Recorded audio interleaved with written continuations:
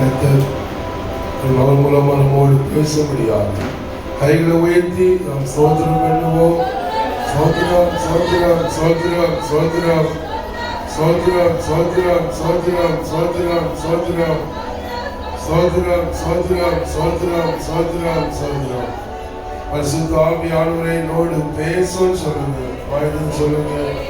பரிசுத்த ஆவியானவரை என்னோடு பேசும். பரிசுத்த ஆவியானவரை என்னோடு பேசும்.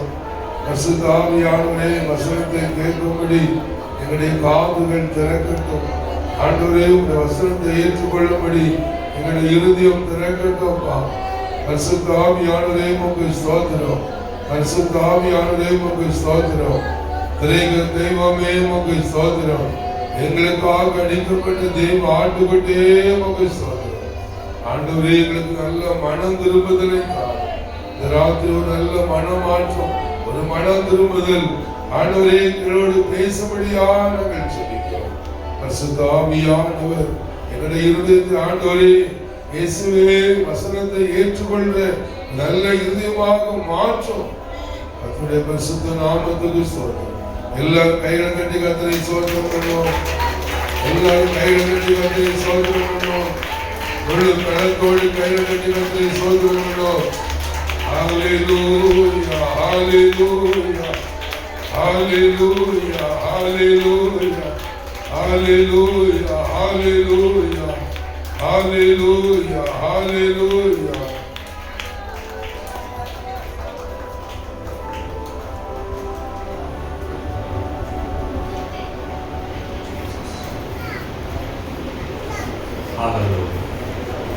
இதாவே இயேசுவின் நாமத்தில் ஜெபிக்கிறோம். எங்களோடு பேசும், எங்களை தாழ்த்துகிறோம். இயேசுவின் நாமத்தில் பிதாவே. ஆண்டவராகிய இயேசுவின் நாமத்தில் எல்லாருக்கும் அன்பின் வாழ்த்துக்கள். கர்த்தர் உங்களை ஆசீர்வதிப்பாராக. கிருபையும் சமாதானமும் உங்களுக்கு பெருகுவதாக என்னை வாழ்த்துக்கள்.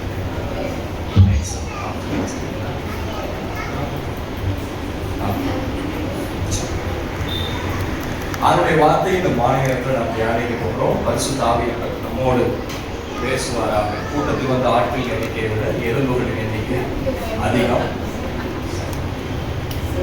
ஒரு நாள் வாழ்க்கை எவ்வளோ சந்தோஷமா இருக்கு. வெளிச்சத்தை தேடி வர இயேசு தான் வெளிச்சம். அந்த வெளிச்சத்தை தேடி கூட்டம் கூட்டமாக தான் ஜனங்கள் வரட்டும். ஆமென். ரெடி ஆகிட்டா துப்பாக்கி வேதத்தை திருப்பிக் கொள்வோம். எபேசியர் 4ஆம் அதிகாரம் 1ஆம் வசனம். எபேசியர் 4ஆம் அதிகாரம் 1ஆம் வசனத்தை நாம் எல்லாரும் இணைந்து வாசிப்போம். எபேசியர் 4ஆம் அதிகாரம் 1ஆம் வசனம். Read together. வாசிப்போம். எடுத்துட்டீங்களா? ஆதலால் கர்த்தர் நிமித்தம் கட்டுண்டவனாகிய நான் உங்களுக்கு சொல்லுகிற புத்தி என்னவெனில், நீங்கள் அழைக்கப்பட்ட அழைப்புக்கு பாத்திரவான்களாய் நடந்து. 2ஆம் வசனம். மிகுந்த மனக்காவலையும் சாந்தமும் நீடிய பொறுமையுடையவர்களாய் அன்பினால் ஒருவரை தாங்கி. இந்த முதல் வசனத்திலே நாம் கவனிக்கிறோம், நீங்கள் அழைக்கப்பட்ட அழைப்புக்கு பாத்திரவான்களாய் நடந்து. எளிமையா உங்களுக்கு புரிகிற மாதிரி நிதானமா நாம் இந்த மாலை நேரத்தில் நாம் கற்றுக்கொள்ள போகிறோம். பரிசுத்த ஆவியானவர் நம்மோடு பேசுவாராக. சகல சத்தியத்துக்குள்ளாய் வழி நடத்துகிற ஆவியானவர். ஆமென். உயர்த்தி தேவனுக்கு மகிமையை செலுத்துவோம். இந்த மாலை நேரத்தில் நாம் தியானிக்க போகிற செய்தி என்னவென்றால், அழைப்புக்கு பாத்திரராய் இருங்கள். அழைப்புக்கு பாத்திரராய் இருங்கள். பக்கத்துல கை கொடுத்து நீங்க சொல்லுங்க, அழைக்கப்பட்ட அழைப்புக்கு பாத்திரராய் இருங்க. சொல்லுங்க. எல்லாருக்கும் அழைப்பு இருக்கு. எல்லாருக்கும் தேவன் அழைப்பை கொடுத்திருக்கிறார். ஏதோ வசனத்தை கூட வாசிக்கலாம். 2 தெசலோனிக்கர் 1:12. பாஸ்டர் இருக்கலையா? இருக்கு. சவுண்டு போதும். கேட்குதா? திடீர்னு என் சத்தம் ரொம்ப அதிகமா இருக்கும். கேட்குதுன்னா கேட்கிற மாதிரி இருந்தாலே போதும். நன்றி நன்றி. 2 தெசலோனிக்கர் 1ஆம் அதிகாரம் 12ஆம் வசனம். நம்முடைய தேவன் தமது அழைப்புக்கு பாத்திரராகவும். தேவன் நம்ம எப்படி அழைத்திருக்கிறார் தெரியுமா? தேவன் உங்களை தமது அழைப்புக்கு பாத்திரராகவும். அதுக்காக நான் உங்களுக்காக வேண்டுதல் செய்கிறேன் அப்படின்னு சொல்லி அப்போஸ்தலனாகிய பவுல் தெசலோனிக்கேயில் இருக்கிற சபைக்கு எழுதுறாரு. அழைப்புக்கு பாத்திரராக இருக்கணும். 2 தெசலோனிக்கேயர் 1:12 1:12 அழைப்புக்கு பாத்திரராக இருக்கணும். செய்தி என்னவென்றால் அழைப்புக்கு பாத்திரராக இருக்கணும். தேவன் பலவிதமான அழைப்புகளை வேதத்தில் கொடுத்திருக்கிறார். பொதுவான அழைப்பு வேதத்தில் கொடுக்கப்பட்டிருக்கிறது. பொதுவான அழைப்பு என்று சொல்லப்படும் போது, வருத்தப்பட்டு பாரம் சுமக்கிறவர்களே நீங்கள் எல்லாரும் இடத்தில் வாருங்க. வருத்தப்படுறவங்க பாரப்படுறவங்க எல்லாரையும் கூப்பிடுறாங்க. பொதுவான அழைப்பு. எல்லாரும் என்கிட்ட வாங்க, நான் உங்களுக்கு இளைப்பாறுதலை தருவேன்னு சொல்றேன். விடுதலைக்காக, சுகத்திற்காக, சமாதானத்துக்காக, இளைப்பாறுதலுக்காக, ரட்சிப்பிற்காக அவர் கொடுக்கிற அழைப்பு. நோவா மூலமா அழைப்பு வருது, எல்லாரும் வேலைக்குள்ளவா வேலைக்குள்ளவா. மோசே மூலமா அழைப்பு வருது, வெளியே எகிப்தை விட்டு வெளியே போறது. பலவிதமான அழைப்பு வேதத்தில் பார்க்க. ரட்சிப்பிற்காக அவர் அழைத்திருக்கிறார், பரிசுத்தத்திற்காக அவர் அழைத்திருக்கிறார், ஊழியத்திற்காக அவர் அழைத்திருக்கிறார். தேவனால் நியமிக்கப்பட்ட குறிப்பிட்ட திட்டங்களை செய்வதற்கு, மோசே ஆசீர்வதிக்கப்பட்ட திட்டத்தை செய்வதற்கு பெசலேயேலை அழைத்தார் என்று நாம் வேதத்தில் பார்க்கிறோம். பெயர் சொல்லி பெசலேயேலை அழைத்தார். ஒரு குறிப்பிட்ட வேலையை, ஆசீர்வதிக்கப்பட்ட வேலையை செய்வதற்கு அழைப்பை கொடுத்தார். நோவாவுக்கு பேழையை கட்டுறதுக்கான ஒரு அழைப்பு இருந்தது. ஆண்டவர் அநேகரை அழைத்ததாக வேதத்தில் பார்க்கிறோம். ஆபிரகாம் ஒருவனாய் இருக்கிற அவனை அழைத்து ஆசீர்வதித்து பெருக பண்ணினார். வேதத்திலே நாம் பார்க்கிறோம், இயேசு கிறிஸ்துவுடைய 12 சீசர்கள் அப்போஸ்தலர்களை அவர் வரவழைத்தார். அழைத்தார். பேதுருவை சொல்ற, மீன் பிடிச்சிட்டு இருந்தவர் வலையை விட்டுட்டார். என்ன பின்பற்றி வா, வா உன்னை மனுஷனை பிடிக்கிறாக்குவேன்னு சொல்றாரு. வா அப்படின்ற ஒரு அழைப்பை கொடுக்கிறார். வேதத்தில் ஊழியத்திற்காக அழைப்பு கொடுக்கப்பட்டிருக்கிறது, ரட்சிப்பிற்காக அழைப்பு கொடுக்கப்பட்டிருக்கிறது, பரிசுத்தத்திற்காக அழைப்பு கொடுக்கப்பட்டிருக்கிறது. தேவன் நோக்கத்தை நிறைவேற்ற, அதாவது ஒவ்வொருவரை கொண்டு தேவன் நியமித்த திட்டங்களை செய்வதற்கு அழைப்பு கொடுக்கப்பட்டிருக்கிறது.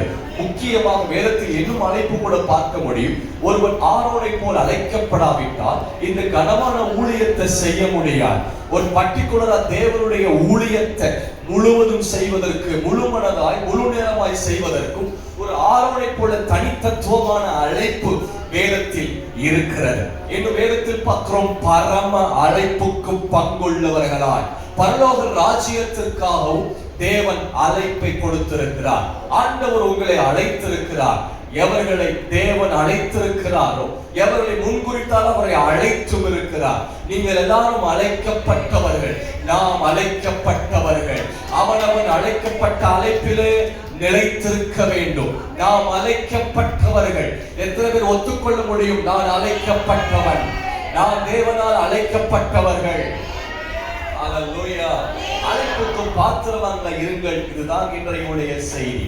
இன்றைய செய்தியை தியானம் பண்ணுவதற்காக ஒரு குறிப்பிட்ட வேத பகுதிக்கு நேரம் நாம் வேதத்தை திருப்பிக் கொள்வோம். மத்தேயு 22ஆம் அதிகாரம், Gospel according to Matthew chapter 22, 22ஆம் அதிகாரம், அதனுடைய 8வது வசனத்தை வாசிக்க கவனிக்கலாம். மத்தேயு 22:8.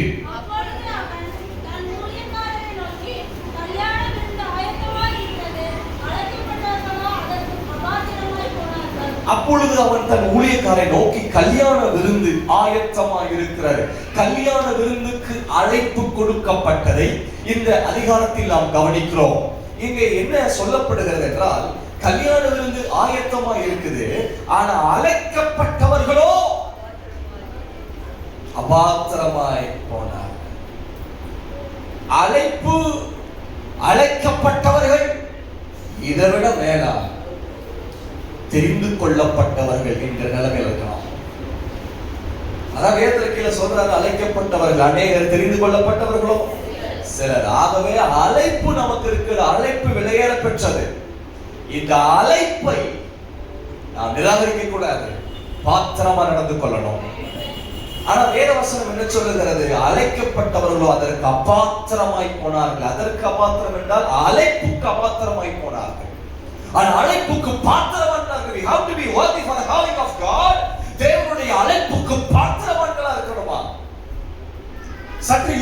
பார்ப்போம். நான் அழைப்புக்கு பாத்திரமா இருக்கிறேனா, அழைப்புக்கு அபாத்திரமா இருக்கிறேனா? இவர்கள் ஏன் அழைப்புக்கு அபாத்திரமாய் போனார்கள்? அழைப்புக்கு அபாத்திரமாய் போக காரணம் என்ன என்பதை நாம் தியானிக்க போகிறோம்.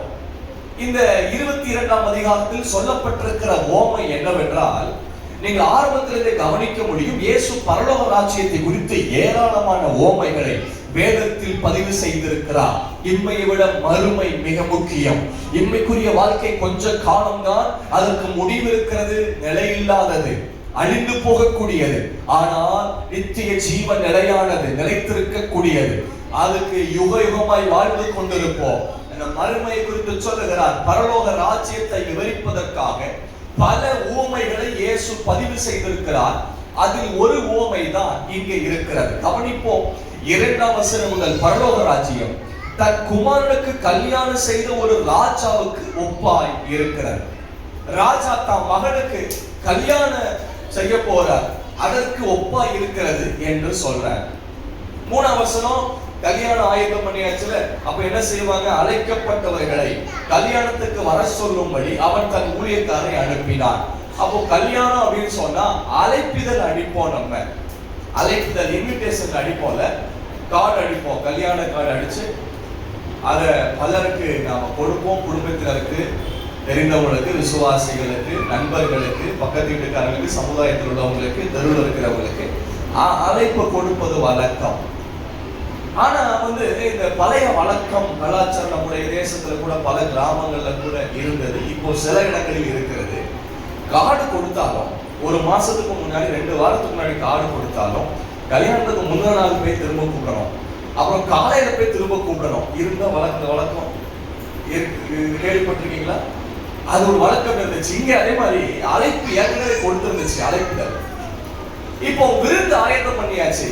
ராஜா என்ன பண்றாருன்னா, ஊழியரை அனுப்புறார், வேலைக்காரன் அனுப்புறார். ஏன்னா ராஜா பெரிய ஆள் இல்ல, அவர் வேலைக்காரன் அனுப்பி என்ன சொல்றாரு? 3ஆம் வசனம், அழைக்கப்பட்டவரை கல்யாணத்திற்கு வர சொல்லும்படி ஊழியக்காரரை அனுப்பினார். அவர்களோ வர, ஏற்கனவே அழைப்புதல் கொடுக்கப்பட்டிருக்கு. ராஜாவுடைய பையனுக்கு கல்யாணம்.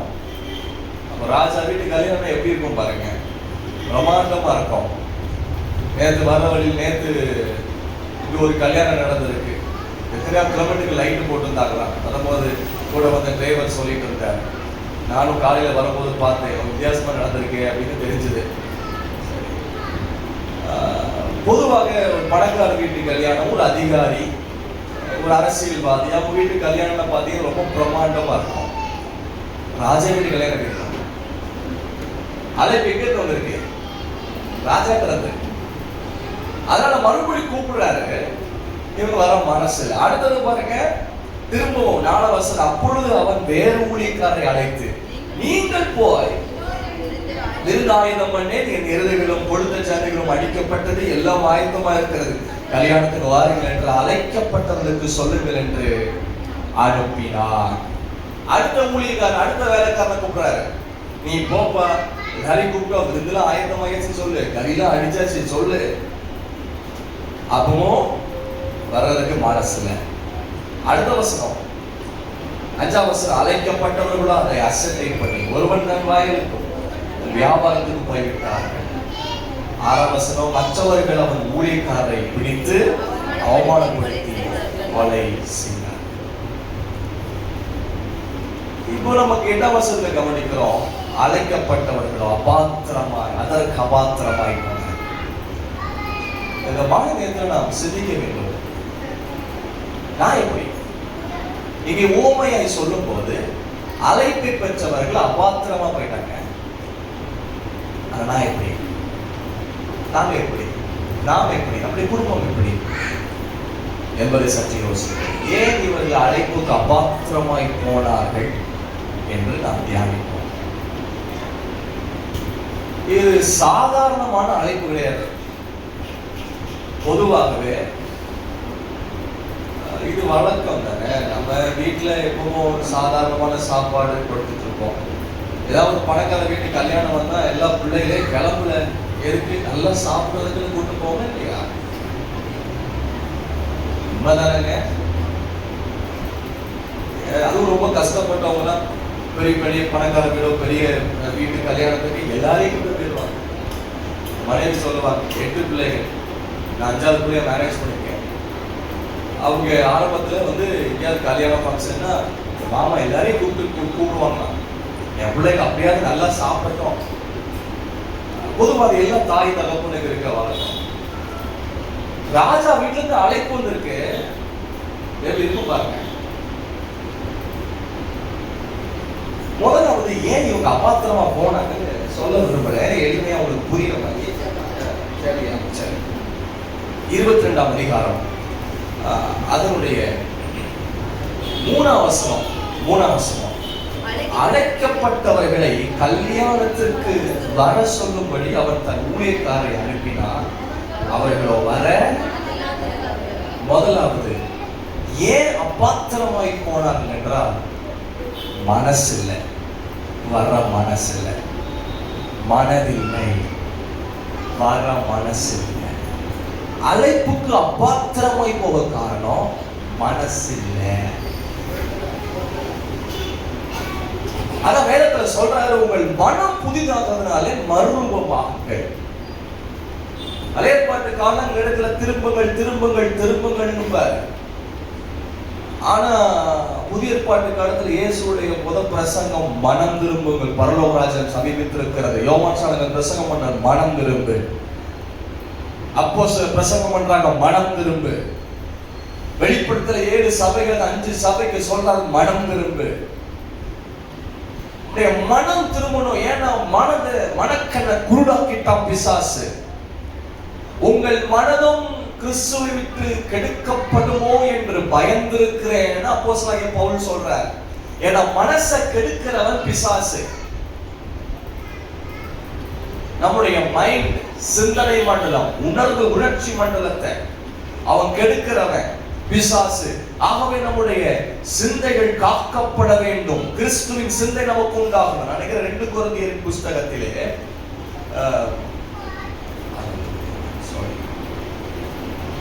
உங்கள் மனதும் கிறிஸ்துவினுடைய விட்டு கெடுக்கப்படுமோ என்று 11ஆம் அதிகாரம் 2 கொரிந்தியர் 11ஆம் அதிகாரம் 3ஆம் வசனம். 2 கொரிந்தியர் 11:3. ஆகிலும் சர்ப்பமானது தன்னுடைய தந்திரத்தினால ஏவாளை வஞ்சித்தது போல உங்கள் மனதும் கிறிஸ்துவை பற்றிய உண்மை என்று விளங்கும்படி கெடுக்கப்படுமோ என்று. உங்கள் மனதும் ஆளுங்கதான் இருக்கும், கையில பைபிள் தான் இருக்கும். ஆனா மனசு மாறணும், மனம் திரும்பணும், மனசுல மாற்றம் உண்டாகணும். இன்ட்ரெஸ்ட் இல்ல, பைபிள் எடுத்தாலே வாசிக்க மனசு இல்லை சொல்லுவாங்க, சாப்பிட மனசு இல்லை. அதே மாதிரி எனக்கு போனை எடுக்கிறதுக்கு மனசு இல்லைன்னே வருதா? ஒரு பக்கம் போன், ஒரு பக்கம் பைபிள். எதுக்கு மனசு வருது? 10 நிமிஷம் தொடர்ந்து வாசிக்கிறதுக்கு மனசு வர மாட்டேங்குது. 10 நிமிஷம் முழங்கால் போட்டு ஜெபிக்கிறதுக்கு மனசு வர மாட்டேங்குது. ஆனா போனுக்கு மனசு வருது. மனசுக்கு எடுக்கப்பட்டுன்னு அர்த்தம். புரியுதா? நம்முடைய மனது மாற்றம் உண்டாகட்டும். மனதை கெடுக்கிறவன் பிசாசு. வாலிபர்கள், தீன் பிள்ளைகள் இருப்பீங்களானால் மனது சுத்திகரிக்கப்படட்டும், நமக்குள்ள மனது புதுப்பிக்கப்படட்டும். மனது மிக மிக முக்கியம். ஆலைக்குள்ள அப்பாத்திரமா போறாங்க காரணம் மைண்ட் செட், மனசு இல்லை. நம்முடைய மைண்ட் செட்டை மாற்றணும், இன்டென்ஷனை மாற்றணும், மனநிலையை மாற்றணும். ஏன்னா அழைப்பு விலையேற பெற்றது. ராஜா கொடுத்த அழைப்பு சாதாரணமான அழைப்பு கிடையாது. ராஜா கொடுத்த ஒரு பரம அழைப்பு. Change your mind set. இதெல்லாம் போய் யாரு போகும்? இதெல்லாம் போகணுமா? கண்டிப்பா. அப்படிங்கிற மனதை மாறணும். மனசு ரொம்ப முக்கியம். Change my heart oh God. ஒரு பாட்டு உண்டு. பாடல் வரும்போது நான் அழுதுருவேன். என் இதயம் மாற்றும். ஒரு ஆங்கில படம், ரொம்ப அருமையான படம். மாத்துக்காங்க. கல்லான இருதயத்தை, சதையான இருதயம், கல்லான இருதயத்தை எடுத்து போட்டு, சதையான இருதயம், கல்லான இருதயத்தை எடுத்து போட்டுக்காங்க. வர மனசு இல்ல, இன்ட்ரெஸ்ட் இல்லை, விருப்பம் இல்லை. தேவன் உங்களை சில காரியத்துக்கு அழைத்திருப்பாரானால் மனசை மாத்துங்க. ராஜாவின் இருதயம் கர்த்தர் கையில் நீர்க்கால் போல் இருக்கிறது, தமக்கு சுத்தமானபடி அவர் திருப்புகிறார். இருதயத்தை திருப்புங்க. வெக்கத்தி வெள்ளங்களை திருப்புகிறது போல என் இருதயத்தை திருப்பிருங்க உங்க பக்கம். ஒருவேளை தேவன் உங்களை ஞானஸ்தானத்துக்கு அழைப்பு கொடுப்பார்னா ஏன் மனசு இல்ல ஞானஸ்தானம் எடுக்க? சில ஊழியங்களை செய்ய இருக்கட்டும் சிஸ்டர். தேங்க்யூ. ஃபேன் ஆஃப்னாலே என்ன அதுவே போதும். தேங்க்யூ, ரொம்ப நன்றி.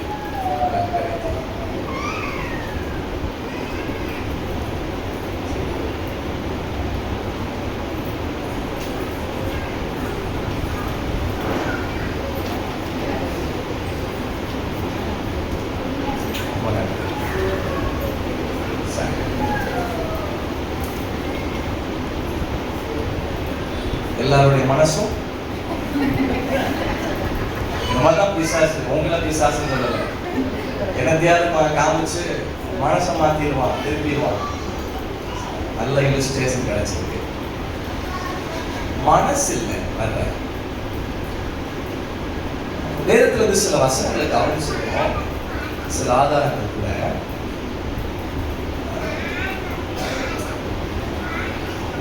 லூக்கா 15ஆம் அதிகாரம் இளைய குமாரன் மூத்த குமாரனுடைய சம்பவம் இருக்கு.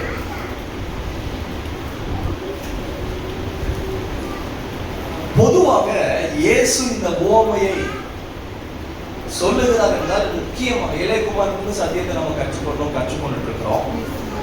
ஆனா மூத்த குமாரன் இருந்து பாடங்களை கற்றுக்கொள்ளணும், அவங்க எப்படிப்பட்டவங்கிறத சொல்றதுக்கு முக்கியமா இந்த உவமையை சொல்ற. இப்போ இளையகுமார் வீட்டுக்கு வந்தான். சொத்துக்கள் எல்லாம் செலவு பண்ண, ஆசைகள் அடிச்சா, துன்மார்க்கமா செலவு பண்ண, தூர தேசத்துக்கு போனா திரும்ப வந்துட்டான். வீட்டுல பயங்கர விருந்து, கொண்டாட்டம், ஆர்ப்பாட்டம். இப்ப அண்ணன் வயலுக்கு போயிருக்காரு. அப்ப அண்ணன் திரும்ப வரும்போது வித்தியாசமா சத்தம் கேட்குது. ஓமைதான், ஆனா சிந்திக்க முடியும். இப்ப வீட்டுக்கு வெளியே நின்று ஒரு வேலைக்காரனை கூப்பிடுறாரு. என்ன நடக்குது? வந்துட்டான், சுகமா வந்துட்டான், கொடுத்த கண்டு அடிச்சு விட்டாருன்னு போட்டு கொடுத்தான். இப்ப அண்ணனுக்கு கோபம் ஏறி போச்சு. இப்ப அண்ணன் எங்க இருக்காரு? வீட்டுக்கு வெளியே. 28ஆம் வசனம், 28ஆம் வசனம், லூக்கா 15:28. யாரு? 30 வருஷம் விசுவாசி, 10 வருஷம் விசுவாசி, அப்படி புரிஞ்சுக்கணும்.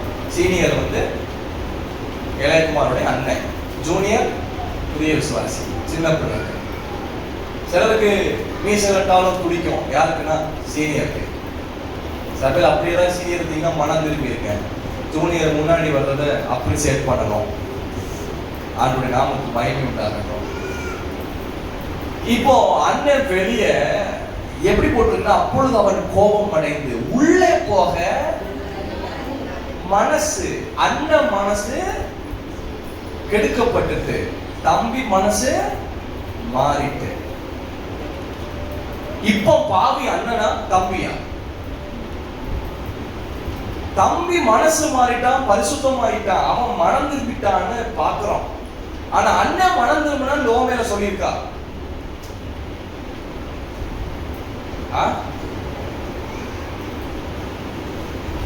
ஞானசாமி பெற்றவங்க, அபிஷேகம் பெற்றவங்க, பல வருஷமா இருக்கிறவங்க, எடுக்கிறவங்க, நம்ம மனம் திரும்பிட்டோமா? நமக்குள்ள வேறுபாடு வந்துச்சா? உள்ள வர மனசு இல்ல, மன கடினம். உள்ளே வர மனதில்ல, மனசை கடினப்படுத்தினாங்க. சொந்தக்காரன் தான் கல்யாணத்துக்குலாம் பிரச்சனை பண்றவன். பல குடும்பத்துல பிரச்சனை பண்ணுவோம், பல கல்யாண வீட்டுல ரொம்ப முத்துல பிரச்சனை வரும் பாருங்க. அது முக்கியமான ஆளு தெரியுமா? ரொம்ப நெருங்கிய சொந்தக்காரனா தப்பான். இது உண்மையா இல்லையா? என்னை முக்கியத்துவப்படுத்தவில்லை, என்னை கவனிக்கவில்லை. என் வீட்டுக்கு வந்து காடு கொடுங்கன்னு அவன் காடே கொடுத்துருக்கிறாரு. என்ன கவனிக்கல, என்ன கனம் பண்ணலன்பா. எதையாவது பிரச்சனை உண்டு பண்ணுவான். யாருன்னா சொந்தக்காரனா தான் இருப்பான். அவங்க ரொம்ப தாங்கணும். அதே மாதிரி அப்பா என்ன பண்றாரு, இவனை தாங்குறாரா? அந்த வசனத்தை பாருங்க, தகப்பனோ வெளியே வந்து ஒரே பேரான குமாரன் இயேசுவை இந்த பூமிக்கு அனுப்பினார். அந்த இயேசு இறங்கினார். அவர் ஏறினார் என்பதற்கு முன்னாடி அவர் இறங்கினார். நமக்காக அவ்வளவு பெரிய தேவன் அவரை இறங்கி இருக்கும் போது ஏன் நம்ம மனசு இறங்க மாட்டேங்குது? சில பிடிவாதத்தில் இருந்து, சில நேட்டிவ்ல இருந்து ஏன் இறங்க மாட்டேங்குது? அவர் சாயல் தேவகுமார், அவர் தேவ சாயலா இருந்தும் அதை கொள்ளையாடின பொருளா எண்ணாமல் அடிமையின் ரோம் எடுத்து மனுஷ சாயலானா அவர் இறக்கினார். அவ்வளவு பெரிய தேவன் தாழ்மையின் ரூபம் எடுத்து சிலுவையில் மரணபரிதம் கீழ்ப்படிந்தவராகி தன்னை தாழ்த்தினவர். நம்ம இயேசுவோட பெரியாளா? நமக்கு விட்டு கொடுக்க முடியல. ஏதோ மனசுல பகை மாறல, நகை போயிருக்கு, பகை போலையே பகை இருக்கு. வெளியே வர்றாரு தகப்பன். வெளியே வந்து எப்படி அழைக்கிறார் தெரியுமா? அவனை அருந்தி அழைத்தார். அழைப்புல சில படிகள் இருக்கு. விரும்பி அழைக்கிற அழைப்பு இருக்கு. எப்படி? விரும்பி அழைப்பு. தயவு செஞ்சு வந்துருங்க, ப்ளீஸ் வந்துருங்க, வாங்க, காத்துட்டு இருப்போம். அப்படி ஒருத்தவங்க சொன்னாங்க, காத்துட்டு இருப்போம், நாங்க உங்களுக்காக எதிர்பார்த்துட்டு இருப்போம், வந்துருங்க. அதுதான் என்னன்னா, நாங்க போகணும், அவங்கள பார்க்கணும், ஜெபம் பண்ணணும், அவங்க கூட பேசணும் அப்படின்னு ரொம்ப விரும்புறாங்க. அதனால கூப்பிடுறாங்க, வாங்க. விரும்பி அழைக்கிற அழைப்பு, விரும்பி அழைக்கிறது. விரும்பி சில இடத்துல விரும்பி அழைப்பாங்க, நீங்க வரணும், இப்ப நீங்க தான் வரணும், உங்க டேட் கொடுங்க, எப்ப வாங்க. இப்போ விரும்பி அழைக்கும் போது வர மனசு இல்லைன்னா அப்படி எப்படி அழைப்பாரு? ரெண்டாவது பருந்தி அழைப்பார். எப்படி அழைப்பாரு? பருந்தி அழைப்பார். தகப்பன் அண்ணனை எப்படி அழைச்சாரு? இந்த வசனத்துல தகப்பன வெளியே வந்து அவனை வருந்தி அழைப்பான, கெஞ்சணும், தாங்கன்னு வந்திருப்பா, உள்ள வந்திருப்பா, வெளியே இருக்காரு, ப்ளீஸ் உள்ள வந்து ஒரு போட்டோ எடுங்க. மீஸ் எடுத்து நிற்பான் கீழே, வரமாட்டாங்க ஒரு போட்டோ எடுக்க. யாரும் வீட்டா தான் தாங்கணும். அவர் வெளியே தான் நிற்பார். அவருக்கு ரெட்டு போட்டு, அதாவது சிவப்பு கம்பளம் போட்டு, மாலையை போட்டு, கொட்டடிச்சு வச்சு வர வச்சா தான் வருவான். ஏன்னா மாப்பிள்ளை இவ்வளவு பெரிய இல்ல அவங்க. அது மாதிரி அவங்கள வருந்து அழைக்கணும். வந்துருங்க ப்ளீஸ், வருந்தி அழைக்கிறேன். வருந்தி அழைக்கும் போதும் மனசு இல்லைன்னா மூணாவது எப்படி அழைப்பார் தெரியுமா? வருத்தப்பட்டு அழைப்பார். எப்படி அழைப்பாரு? வருத்தப்பட்டு. அவர் விரும்பி அழைக்கும் போதே வந்துடணும். வருந்தி அழைக்கிற ஸ்டெப்புக்கு விட்டுறக்கூடாது. அடுத்தது வருத்தப்பட்டு அழைப்பார். இந்த அழைப்பும் நமக்கு தேவையில்லை. வருத்தப்பட்டு அழைக்கும் போதே வரல அப்படின்னா அடுத்த ஒரு அழைப்பு இருக்கு, ரொம்ப வித்தியாசமான அழைப்பு. எப்படிப்பட்ட அழைப்பு தெரியுமா? வாதிச்சு அழைப்பார். எப்படி அழைப்பாரு? வாதிச்சு அழைப்பார். நீங்க முடிஞ்சா பக்கத்துல பார்த்து சொல்லுங்க, விரும்பி அழைக்கும் போதே வந்துருங்க, வாதிச்சு அழைக்கும் போது வராதிங்க. விரும்பி அழைக்கும் போதே வந்துருங்க. நீங்க சொல்ல மாட்டீங்க. ஏன்னா அது பயங்கரமான வார்த்தை. பல ஊழியர்களுடைய சாட்சி இருக்கு. சொல்லுவாங்க, ஆண்டு போடுன்னு போட்டார். நான் வேலைக்கு போனேன், வேலை உருப்படலை, அங்க போனேன், ஆக்சிடென்ட் ஆச்சு. எங்க போனாலும் உருப்படாது. ஏன்னா அழைப்பு இருக்கு, அதனால எங்க போனாலும் உருப்படாது. ஊழியத்துக்கு வர வரைக்கும் போடுன்னு போட்டுவாரு. நஷ்டத்துக்கு நஷ்டத்தை உண்டு பண்ணுவார். காலை உடைச்சிருக்காரு சிலருக்கு. எப்படி பார்க்கணும்?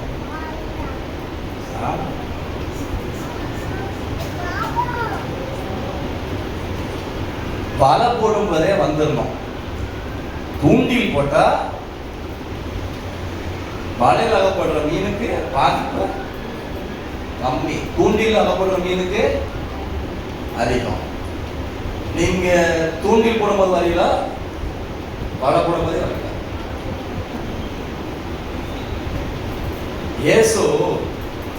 இயேசு மாதிரி கரிசனை உள்ள தெய்வம். இயேசுதான் தெய்வமே. அவரை மாதிரி கரிசனை உள்ள ஆள் இருக்காங்கன்னு தெரியல. ஜீசஸை கேட்கிற வீட்டில் இருந்து இயேசு அவங்க வேற வழி இல்லாம மீன் பிடிக்க போறான். பிள்ளைகளா புசிக்கிறதுக்கு ஏதாவது இருக்கா? இயேசுன்னு தெரியாத அவங்களுக்கு. அவன் நைட்டுக்குள்ள பிரயாசப்பட்டு ஒன்றும் இல்லைங்க. நீங்க வளவு போகாம வலைய போடுங்கன்னு சொல்றாரு. வலைய போட்டா 153 பெரிய மீன்கள், 153 பிக் ஃபிஷஸ். குடிச்சிட்டு சைட்ல வர்றதுக்குள்ள ஏசு என்ன பண்ணியிருந்தாரு? சார்கோல் ஃபயரை போட்டு சூடா மீன் சுட்டு வச்சிருக்காருங்க. இந்த மீன் எப்படி கிடைச்சது? நைட்டுக்குள்ள பிரயாசப்படுங்க, மீன் ஆகப்படல. காலையில் அதிகாலையில் சொல்றாரு, வலது பக்கத்தில் நீங்க வலைய போடுங்க, மீன் பிடிச்சிட்டு வரான். பிடிச்சிட்டு வர்றதுக்குள்ள என் பிள்ளை பசியா இருப்பான், எவ்வளவு அழிஞ்சிருக்காரு, கையிலே பிடிச்சிட்டு பார்க்க உனக்கு. இப்படி பிடிக்கும் போதே வரையலாம், தூண்டில் போடும் போது வரையலாம். சிலர் மேல் ஊழிய அழைப்பு வருகிறது. ஆண்டவர் இவருடைய ஊழியத்தை செய்யணும் கர்த்தர் கூப்பிட்டு இருக்காரு. ஏன் வர தாமதம்? ஞானசாரத்துக்கு எத்தனை முறை சொல்லிட்டு இருக்காரு, எதுக்கு தாமதம்? வலைய போடும்போதே வந்துடணும். அட தூண்டில் ஒண்ணு போடும்போது வாதம் வந்துடக்கூடாது பாருங்க, சில நஷ்டம் வந்துடக்கூடாது பாருங்க. எப்படியாவது நீங்க அவர் பக்கமா திரும்பணும்னு கர்த்தர் என்ன பண்ணணும்னு பண்ணுவாரு. ஆனா விரும்பி அழைக்கும் போதே வந்துருங்க. ஒரு தம்பியை பார்த்து சொன்னாரு, எப்போ ஊழியத்தை கலைக்கிறது ஆண்டவர், ஊழியம் செய். அவன் சொல்றான், பாஸ்டர் எனக்கு அழைப்புனால உங்ககிட்ட சொன்ன ஆண்டவர் ஏன்ட சொல்லட்டும், அவன்கிட்ட சொன்னவர் ஏன்ட சொல்லட்டும், அப்படியே நிராகரிச்சுட்டே இருக்கான். அப்போ ஒரு நாள் தம்பி வந்து வீட்டில் வந்து ஜாம் பண்றாங்க, சத்தமா ஜாம் பண்றான். பாஸ்டர் வீடு விசிட்டிங் வந்திருக்காரு, சந்திக்கிறதுக்கு வந்திருக்காரு. வெளியே சத்தம் கேட்குது, பையன் ஜாம் பண்ற சத்தம் கேட்குது. அவன் எப்படி ஜாம் பண்றான்னு, ஆண்டவரே பவுல் அழைச்ச மாதிரி என்ன அலைங்க, அப்போ நான் ஊழியத்துக்கு வந்துடுறேன் ஜாம் பண்றாங்க. பவுல் அழைச்ச மாதிரி என்ன அலைங்க, நான் ஊழியத்துக்கு வந்துடுறேன். இப்படியே ஊக்கமா சத்தமா ஜாம் பண்றான். கொஞ்சம் கழிச்சு பாஸ்டர் கதவை தட்டினார். இவன் வெளியே போய் திறந்தான். அதான் பாஸ்டர் சொன்னாரா, எப்பா உன்னை பவுல் அழைச்ச மாதிரி ஆண்டவர் அழைப்பார். நீ ரோட்டு வழியா போகும்போது வெளிச்சம் உன்னை சந்திக்கும், உனக்கு கண்ணு தெரியாம போயிடும், நீ கீழே விழுந்துருவ, அடிபடுவ, அப்போ ஊழியத்துக்கு வந்துட்டு இருக்காரு. அவன் சொன்னானா, தயவு செய்து பாஸ்டர் பவுல் அழைச்ச மாதிரி நான் அழைக்க வேண்டாம், இப்பவே ஊழியத்துக்கு வந்துடுறேன். நான் பவுல் அழைச்ச விதம் வேற இல்ல, கண்ணு தெரியாம போச்சு, கீழே விழுந்தாரு. சில நேரங்கள் மனசுதான் கல்லா இருக்கு. அப்போ நம்முடைய மனசு தொடப்படணும் பரிசுத்த ஆவியினால். ஆவியும் நம்முடைய மனசை தொடணும். Spirit of God have to do minister in our heart. நம்முடைய மைண்ட்ல, நம்முடைய ஹார்ட்ல, நம்முடைய சோல்ல, நம்முடைய ஆத்துமாவில், நம்முடைய சிந்தனை மண்டலத்துல பரிசுத்த ஆவியினுடைய ஊழியம் எப்பவும் இருந்துகிட்டே இருக்கணும், தொழுது இருந்துகிட்டே இருக்கணும். ஹல்லேலூயா. மனசு இல்ல, வர மனசு இல்ல. தகப்பன் வெளியே வந்து, அப்பா பாப்பா உனதான் தெரியும்ல, இது நம்ம புரியுற மாதிரி சொன்னா உனதான் தெரியும்ல, அப்பா இவ்வளவு நாள் சோர்ந்து போயிருந்தேன், தம்பி வெளியே போயிட்டான் பாரு, ஆனா தம்பி வந்துட்டான் பாரு, பாப்பா வந்திருப்பா. ஆனா வர மனசுல கோபம் அடைச்சு வெளியே நிற்கிறான். ஆனா வீட்டுக்குள்ள வந்த மாதிரி போடல. இந்த ஓமம் முடியும் போது இளையகுமாரனுடைய அண்ணன் வீட்டுக்குள்ள வந்த மாதிரி போடல. அப்பா தான் வெளியே வந்து நமக்காக பரலோகம் திறந்து பாரினில் பிறந்த இயேசு நமக்காக இறங்கி வந்தார். நம்ம இன்னும் ரட்சிப்புக்குள்ள, அபிஷேகத்துக்குள்ள, ஞானஸ்தானத்துக்குள்ள, அழைப்புக்குள்ள, பரலோக ராஜ்யத்தின் அந்த திட்டத்துக்குள்ள போயிருக்கோமா என்பதை யோசிச்சு பார்ப்போம்.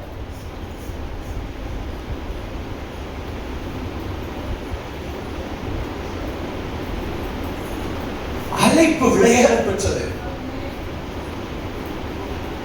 தனித்தத்துவமானது. அந்த அழைப்பு பேர் நம்ம கொடுத்திருக்கிறார், விளையாட பெற்ற அழைப்பு. கர்த்தரை கொடுத்த அழைப்பு நான் வந்து 10ஆம் வகுப்பு முடித்த அந்த வருடம் கேம்ப் அட்டன் பண்றதுக்காக கொடைக்கானல் ராஜசேனை வாலிபர் முகாம் போயிருக்கும் போது, அப்போ ரொம்ப மெச்சூரிட்டிலாம் கிடையாது, ரொம்ப முதிர்ச்சிலாம் கிடையாது. ரொம்ப அட்டன் பண்ண போயிருந்தோம் கொடைக்கானல். அப்போ பசங்க பண்ண போயிருந்தாங்க, நாங்கள் எல்லாரும் குடும்பமாக போயிருந்தோம். அப்போ டாக்டர் ஜெயராணி அவங்க பேசின செய்தி அந்த செஷன், என் வாழ்க்கையை கண்ணீரோடு ஒப்பு கொடுத்தேன் ஊழியத்திற்காக. பிரத்யேகமான அழைப்பை, ஊழிய அழைப்பை பொதுவாய் கொடுக்கும்போது என்னை ஒப்பு கொடுத்தேன். ஆனா அதுக்கப்புறம் அதெல்லாம் மறந்து போச்சு. ஆனா அழைப்பை அறிந்த தெய்வன், என்னை அழைத்த தேவன் உண்மை உள்ளவர். ஏற்ற நேரத்தில் முழுமனதை எனக்கு எழுப்பினார்.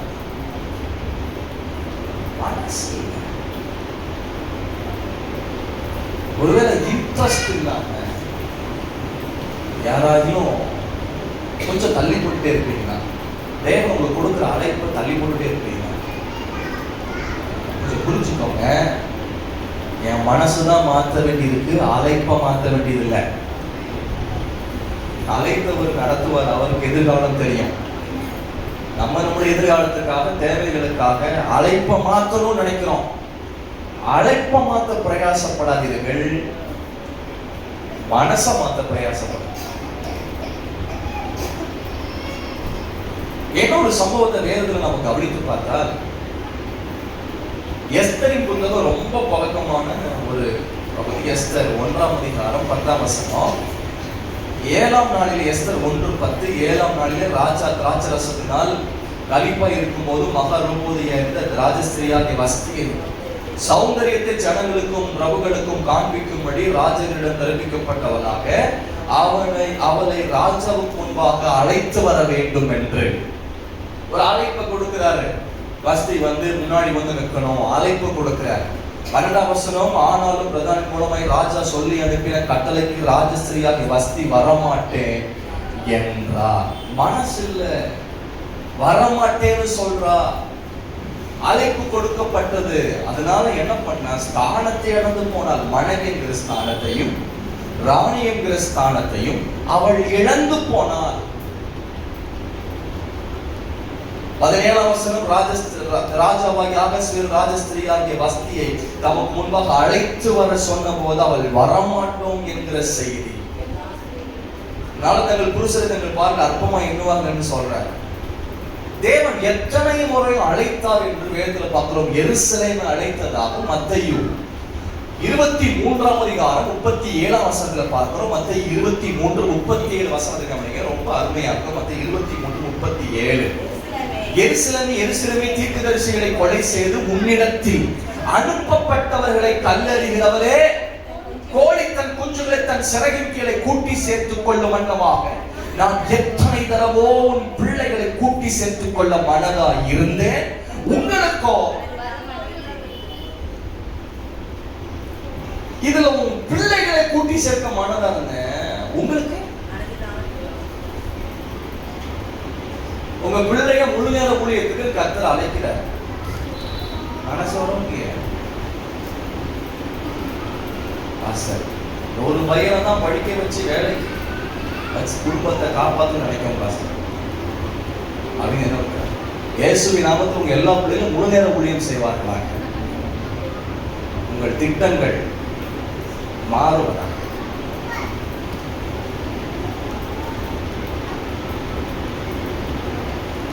பிள்ளைய கூப்பிட்டேன், என்கிட்ட சேர்த்துக்குள்ள மனசா இருக்கு, மனசு இல்லை அப்படின்னு வேதனைப்படுறாரு. என்ன சொல்றாருன்னா, கோழி தன் குஞ்சுகளை தன் சிறகின் கீழே கூட்டி சேர்த்துக் கொள்ளும் வண்ணமாக.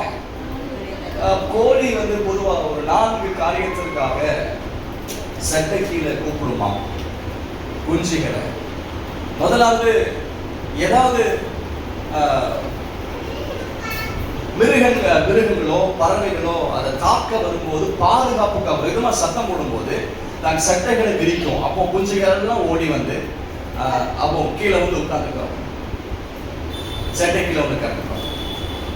அப்புறம் 2வதாக, இது தூங்குற நேரம், பொழுது போது, இப்போ ரெஸ்ட் எடுக்கிற நேரம், ஆகவே இருண்டு போச்சு, சட்டை கீழே வந்துடணும் அப்படின்னு அதை கூவும் போது குஞ்சுகள் எல்லாம் சட்டை கீழே வந்துடும்.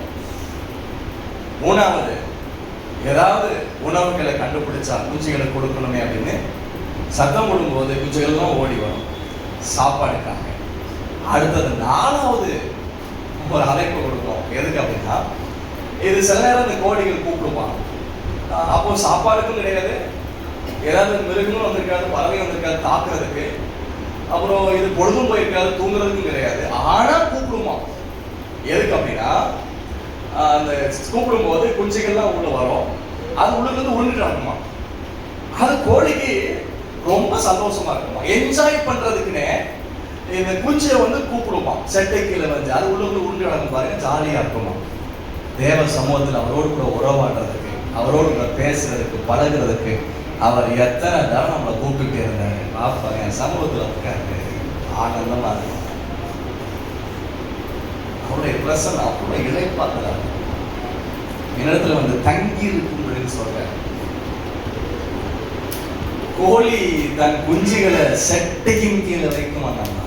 ஆனா மனசு இல்லை, மனசு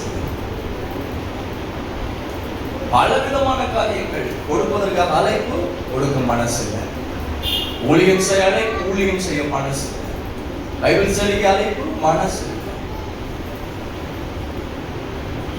எதுக்குதான் மனசு வரும்? சாப்பிடுறதுக்கு மனசு வருதா? போன் மனதை எங்கேயோ திருடப்பட்டிருக்கல, மனதை எங்கேயோ கெடுக்கப்பட்டிருக்கல, மனதை சரி செய்யப்படணும். ஆக நாமத்து மகிமை உண்டாக்கணும். யோவான் 5ஆம் அதிகாரம் 35 முதல் 40 நோட் பண்ணிக் கொள்ளுங்கள். யோவான் 5ஆம் அதிகாரம் 35 முதல் 40. அவர் எதிர் பிரகாசிக்க விளக்காக இருந்தால், நீங்கள் சில காலம் அவர் வெளிச்சத்தில் கலிபுற மனதாய் இருந்தீர்கள். யோவானுடைய சாட்சியை பார்க்கிறோம், மேன்மையான சாட்சி எனக்கு உண்டு அப்படின்னு இயேசு சொல்றாரு. சொல்லும்போது 40ஆம் வசனம் யோவான் 5:40. அப்படி இருந்தும் உங்களுக்கு ஜீவன் உண்டாகும்படி என்னிடத்தில் வர உங்களுக்கு மனதில்லை. ஏன்ட்ட வர்றதுக்கு உங்களுக்கு மனசு இல்லைங்க. ஜீசஸ் இயேசுவிடத்தில் வர்றதுக்கு மனசு இல்லையா? தாராளமா இயேசுக்கு வாங்க. நீங்க நம்பி இயேசுக்க வரலாம்.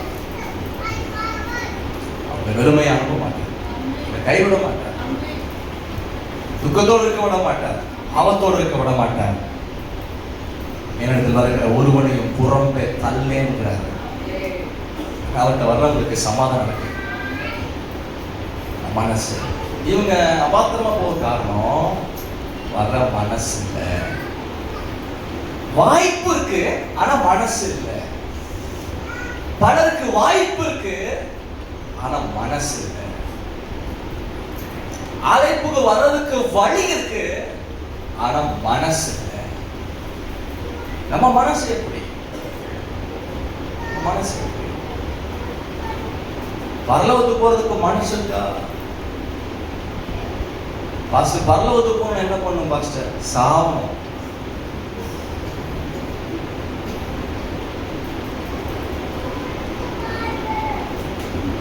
சீக்கிரமா சாவணும் பாஸ்டர், இல்ல வருக வரணும். மனசு ஒருவேளைக்கு யாரையாலும் கத்த தனித்தத்துவமா ஊழியர் செய்யணும்னு அழைப்பு கொடுத்திருந்தாங்கன்னா, இதுவரைக்கும் நிராகரித்திருந்தீங்கன்னா மனசை மாத்துங்க. ஊழியத்துக்கு எப்படி நான் கடன் அடைக்க முடியும், எப்படி இதை நான் பண்ணுவேன், எப்படி படிக்க வைப்பேன்? அழைத்தவர் உண்மை உள்ளவர், அழைத்தவர் நடத்துவார். என்னை அழைத்தவரே நீ உண்மை உள்ளவரே, என்னை அழைத்தவரே நீ உண்மை உள்ளவரே, நீ நல்லவர் சர்வ வல்லவர், நீ நல்லவர் சர்வ வல்லவர், உம்மை போல் வேறு தேவனில்லை. ஹல்லேலூயா ஹல்லேலூயா ஹல்லேலூயா ஹல்லேலூயா ஹல்லேலூயா ஹல்லேலூயா ஹல்லேலூயா ஹல்லேலூயா. அழைத்தவர் உண்மை உள்ளவர், கடைசி வரையில் நம்மை நடத்துவார். இந்த தேவன் என்றென்றைக்கும் உள்ள சதாகாலம் நம்முடைய தெய்வம். மரண பரியந்தம் நம்மை நடத்துவார். ஆபிரகாமை அழைச்சார், விசுவாசத்தோட கீழ்ப்படிந்து வந்தார். போகிற இடம் இன்னதென்று அறியாமல் வந்தார். அழைத்த தேவன் ஆபிரகாமை நடத்தினார். மோசே அழைத்த தேவன் மோசேயை நடத்தினார்.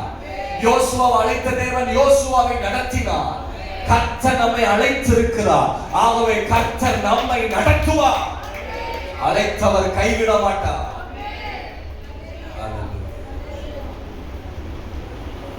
அழைப்புக்கு பாத்திரமான இருக்கணும்னா நம்மளுடைய மனசு சேஞ்ச் ஆகணும், மைண்ட் செட் மாறணும். இதெல்லாம் எப்படி போகும், இந்த இடத்துக்கு போய் எப்படி நிற்கிறது? ரெண்டாவது, இந்த சம்பவத்திலிருந்து நம்ம கற்றுக்கொள்வோம், இவங்க அழைப்புக்கு அபாத்திரமாய் போக காரணம் என்ன அப்படிங்கிறத பார்ப்போம். 22ஆம் அதிகாரம் 5ஆம் வசனத்தை வாசிங்க. அந்த 22:5.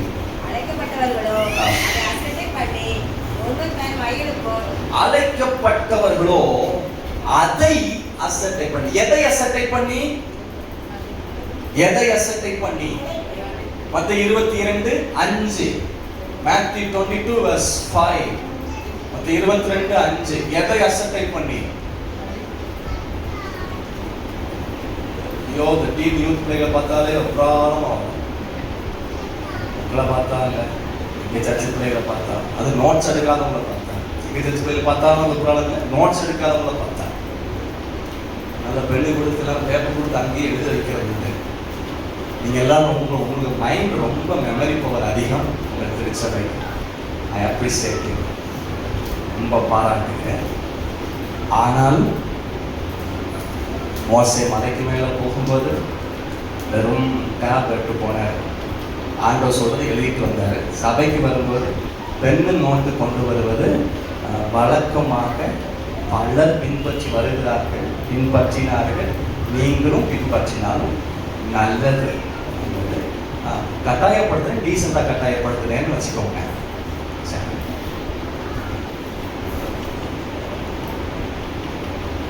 இன்னைக்கு போயிட்டு வருவாங்க. Okay, super. சண்டே ஸ்டீச்சர் ரொம்ப கட்டாயப்படுத்துறீங்களா? அது ஒரு கம்பல்சனாக வச்சுருக்கேன். இப்போ நாளைக்கு சர்ச்சில் கொண்டு வந்து வைக்கிறேன். டிவோர்ஸ் நோட்டையும் டீம் ஃபெலோஷிப் பிள்ளைகள் எல்லாரையும் டிவோர்ஸ் நோட்டையும் சர்ச்சில் பிரசங்க நோட்டையும் எனக்கு சப்மிட் பண்ணணும். நாளைக்கு சர்ச்சில் வேறு ஒரு ஈவெண்ட் இருக்கனால நாளைக்கு சண்டே கிளாஸ் கிடையாது, டீம் ஃபெலோஷிப்பில். அப்போ நான் எனக்கு டைம் இருக்கணும், எல்லாத்தையும் பார்த்துப்பேன். நல்ல பழக்கம் கை கொண்டு ராசி எப்போவாவது நீங்கள் திருப்பி பார்க்கும்போது ஒரு பிரயோசனம்.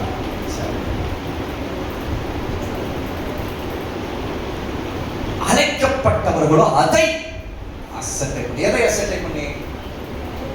அழைப்பை. இது அழைப்பு எங்கிருந்து வந்துச்சு?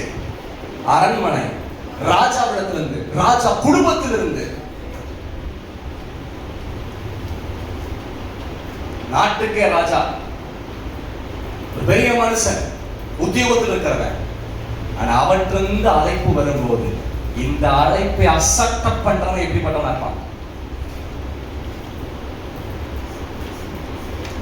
அழைப்பு ராஜாதி ராஜாவிடத்திலிருந்து வருகிறது, உன்னதத்திலிருந்து வருகிறது, பரலோகத்திலிருந்து வருகிறது, தேவனிடத்திலிருந்து வருகிறது, வல்லமை உள்ளவரிடத்திலிருந்து வருகிறது. அவருக்கு நிகரானவர் இல்லை, அவருக்கு சமமானவர் இல்லை, அவருக்கு ஒப்பானவர் இல்லை.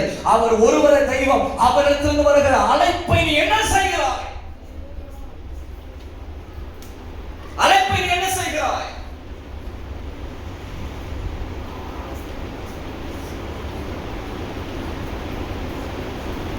ஒரு கம்பெனியிலிருந்து வருகிற காலிங் லெட்டரை விட தேவன் கொடுக்கிற ஒரு அழைப்பின் கடிதம், அழைப்பு விலையேற பெற்றது. இரண்டாவது, ஏன் அழைப்பு உங்க பாத்திரமா இருக்கிறன்னா அழைப்பை அசட்டை பண்ணினார்கள். அழைப்பு அசட்டப்பட்ட காரணம்னா அழைப்பின் மதிப்பு தெரியவில்லை.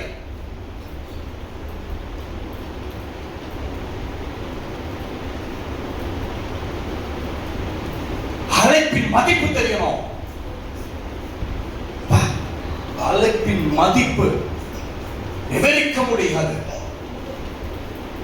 அழைப்பின் மதிப்பு அழைத்தவரையும் தெரியல, அழைப்பின் மதிப்பையும் தெரியாதனால தான் அசட்டை பண்றான். அழைப்பு எங்க இருந்து வந்துச்சு? ராஜ அரண்மனையில இருந்து.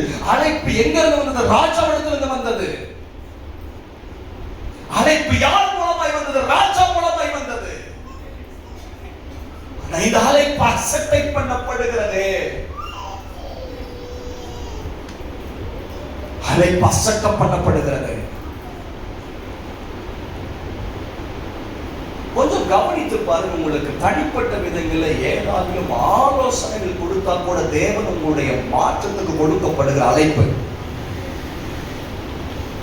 ஊழியம் மட்டுமல்ல, நீங்கள் தனிப்பட்ட விதங்களிலே பிரசங்கம் மூலமாக, ஊழியர் மூலமாக, ஏதோ உங்களுக்கு வேதத்தின் மூலமாக, சொப்பனம் மூலமாக, தனிப்பட்ட விதங்களில் கொடுக்கப்படுகிற ஆலோசனை கூட தேவன் உங்களுக்கு கொடுக்கிற அழைப்பு.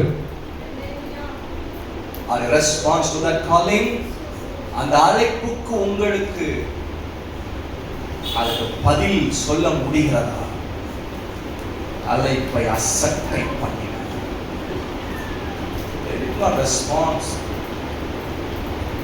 நம்ம புரிச்சுக்குவோம். அழைப்பை நிராகரிக்காம. காரணம், அழைப்பை அசட்டை பண்ணது காரணம் மதிப்பு தெரியல. அங்க நமக்கு மயங்கும் காரணம். அசட்டை குறித்து, அலட்சியத்தை குறித்து வேதத்துல பல கதை இருக்கு. ஏசா சேஷ்ட புத்திர பாகத்தை அலட்சியம் பண்ணினார். சேஷ்ட புத்திர பாகம் தேவனால் நியமிக்கப்பட்ட ஒன்று. இன்னும் சொல்ல போனுமானால் கனப்படுத்தப்பட்ட ஒன்று. மூத்த குமாரனுக்கு 2 பாகம். சேஷ்ட புத்திர பாகம் தேவனால் ஏற்படுத்தப்பட்டது. ஆனா கொஞ்சம் கூழுக்காக, அப்ப கூழுக்காக இவன் சேஷ்ட புத்திர பாகத்தை விற்று போடுறான். விற்று போட்ட சீர்கட்டவனாக ஏசா. நம்ம பாசையில புரியணும்னா 10 ரூபாய் கூழுக்காக 1.5 கோடி சொத்தை இழந்தவன், ஒப்பிட்டவன். 1.5 கோடி சொத்து மதிப்பு தெரியவில்லை. 10 ரூபாய் கூட ஒப்பிட்டாங்க. நமக்கு எப்பவும் அழைப்பின் மதிப்பு தெரியும். வேதத்துல பல அழைப்பு மனுஷனை பிடிக்கலாம். நம்ம எல்லாருக்கும் தேவன் அழைப்பு வைத்திருக்கிறார். எல்லாரும் ஏதாவது கர்த்தருக்காக செய்யணும். நம்ம கொடுத்த அழைப்பு. ஒரு பரலோகத்திலிருந்து ஒரு அழைப்பு, பரலோக ராஜ்யத்துக்கு போறதுக்கான அழைப்பு.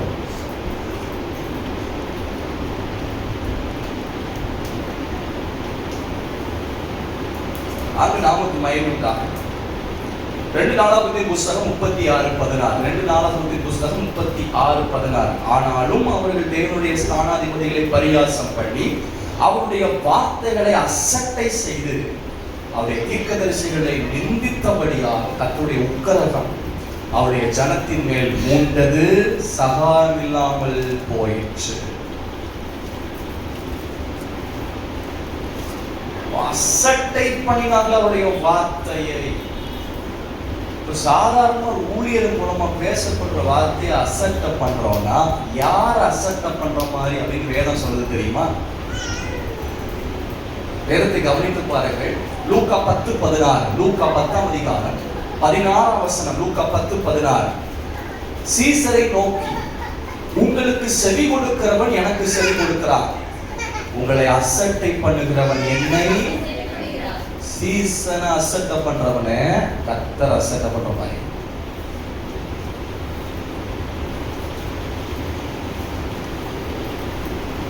என்னை அசட்டை பண்ணுகிறவன் என்னை அனுப்பினவரை அசட்டை பண்ணுகிறாங்க. 1 தெசலோனிக்கர் 4:8. 1 தெசலோனிக்கர் 4:8.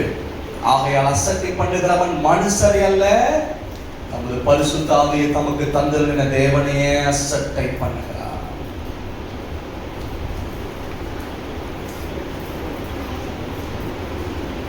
மனுஷன் அல்ல. ஊழியர் அசட்டை பண்ண நினைச்சிடக்கூடாது. ஊழியனை பயன்படுத்துற தேவ ஆவியானவர் அசட்டை பண்றோம்னு அர்த்தம். ஒரு திருவிழா நேரத்தில் ஒரு கொலை நடந்தது. அப்போ ஒருவரை ஜெயிலில் தூக்கி போட்டாங்க. அப்போ பலர் வந்து சொல்றாங்க, குடும்பத்தில் சாட்சி சொல்றாங்க, இவன் கொலை செய்யல, இவர் கொலை செய்யல, அதனால விடுவிச்சிருக்கேன்னு சொல்றாங்க, மனு கொடுக்குறாங்க. பல சாட்சிகள் இவன் கொலை செய்யல, நல்லவன் அப்படின்னு சொல்றாங்க. அப்போ அதிகாரி என்ன பண்ண, சரி நல்லவனா இருப்பான் போல, அப்போ நம்ம ஒரு வாய்ப்பு அவனுக்கு கொடுப்போம் அப்படின்னு சொல்லி என்ன பண்றாரு, ஒரு மாறு வேடத்துல அவனை சந்திக்க ஜெயிலுக்கு போறாரு. எப்படிப்பட்ட வேஷம் போட்டு போறாருன்னா, பாஸ்டர் மாதிரி வெள்ளை வெள்ளை ட்ரெஸ் போட்டு கையில பைபிள் வச்சு, அந்த பைபிளுக்குள்ள விடுதலை பத்திரம், ஜெயில இருந்து விடுதலை, நீ தப்பு செய்யலப்பா அப்படின்னு சொல்ற ஒரு விடுதலை பத்திரத்தை பைபிளுக்குள்ள வச்சிருக்காரு. ஒரு மாறு இடத்துல போறாரு. அந்த கைதிட்ட போய் சொல்றது, எப்பா இதை வாங்கிக்கப்பா, உனக்கு விடுதலை இருக்கு, உனக்கு விடுதலை இருக்கு, பைபிள் நீட்டுறாரு, வாங்கிக்கப்பா, உனக்கு விடுதலை இருக்கு, இதை வாங்கிக்க. அவன் அசட்டை பண்ண, அவரை ஏசினான். வேலையில அவரை போய் அப்போது, எப்பா தயவு செஞ்சு இதை வாங்கிக்கப்பா, உனக்கு விடுதலை இருக்கு, நிச்சயமா அதுல விடுதலை இருக்கு, வாங்கிக்கப்பா. அவன் நிராகரித்தான். கேவலமா பேசினான், ஊழியர் இழிவா பேசினான். இவர் வந்து வெளியே வந்தார், வந்துட்டு மனு கொடுத்தோம்டா சொன்னாரு, இவர் குற்றவாளி, இவனுக்கு தூக்கு தண்டனை. ஜெயில பக்கத்துல அவன் சொன்னா, அதிகாரி சொல்றாரு, எப்பா உன்னை பார்க்க வந்தது யாருன்னு தெரியுமா, அவர் உனக்கு தந்தது என்னன்னு தெரியுமா, பார்க்க வந்தவர் அதிகாரி, மாறு இடத்துல வந்தார், பைபிளுக்குள்ள உனக்குள்ள விடுதலை பத்திரத்தை வச்சிருந்தாரு. நாங்களேப்பா நீ சும்மா வாங்கியிருந்தா கூட அவனுக்கு அடுத்த நாள் தூக்கு தண்டனை. இந்த தூக்கு தண்டனை இருக்கிறவன் வந்து சொன்னானா, வந்து பேசணும். அவன் சொல்றான், நான் செஞ்ச தப்புக்காக தூக்கிலிடப்படவில்லை, எனக்கு வந்த விடுதலை பத்திரத்தை ஏற்றுக்கொள்ளாததினால் நான் இப்போ தூக்கில் மறிக்க போகிறேன்னு சொன்னான். நம்ம அழைப்பையும் நமக்கு வர்ற சில ஆலோசனையும் அசட்டை பண்ணும்போது ஏதோ சில ஆசீர்வாதத்தை இழந்துட்டு போன அர்த்தம். நமக்காக தேவன் வச்சிருந்த எதிர்கால ஆசீர்வாதங்கள், திட்டங்களை, தரிசனத்தை நம்ம இழந்துட்டு இருக்கோம் அர்த்தம். சில உயர்வை கத்ததில் வச்சிருப்பார், அந்த கீழ்படுத்திருந்தா அந்த அழைப்பில் நம்ம கனமணி வந்திருந்தா கத்த நிச்சயமா நடத்திப்பார். அழைப்பை அசட்டை பண்ணினார். மூன்றாவது அறிந்து கொள்ளும்படிக்கு இன்னொரு வேத பகுதியை திருப்பி கவனிப்போம். லூக்கா 14ஆம் அதிகாரம் 17-18. லூக்கா 14ஆம் அதிகாரம் 17ஆம் வசனம் 18ஆம் வசனம். லூக்கா வேதத்தில் ஒரு எழுத்தின் உறுப்பு அவமாய் போவதை லூக்கா 14ஆம் அதிகாரம் 17ஆம் வசனம் 18ஆம் வசனம். எழுந்து வேளையில் தன் ஊழியக்காரனை நோக்கி, அழைக்கப்பட்டவரிடத்திலே போய், எல்லாம் ஆயத்தமாய் இருக்கிறது, வாருங்கள் என்று சொல் என்று அவனை அனுப்பி. எல்லாம் ஆயத்தமா இருக்கு, பாப்பா வாங்க அப்படின்னு சொல்றதுக்கு அனுப்புறாரு ஊழியரை. நடந்தது என்ன, அவர்கள் எல்லாரும் போக்கு சொல்ல எப்ப முடிச்சாங்களோ தெரியல, போக்கு சொல்ல தொடங்கினார். அபாத்திரமாய் போக, அழைப்புக்கு அபாத்திரமாய் போக காரணம் போக்கு சொல்ல தொடங்கினார்கள். சாப்பு போக்குகள். சார் வந்து அந்த வேலை, இந்த வேலை, அதை செய்யணும், இதை செய்யணும், அங்க போகணும், இங்க போகணும், இந்த வேலை இருக்கு, நான் வயலை கொண்டு அகத்தியமாய் போய் அதை பார்க்க வேண்டும். பலவிதமான ரிப்போர்ட்ஸ்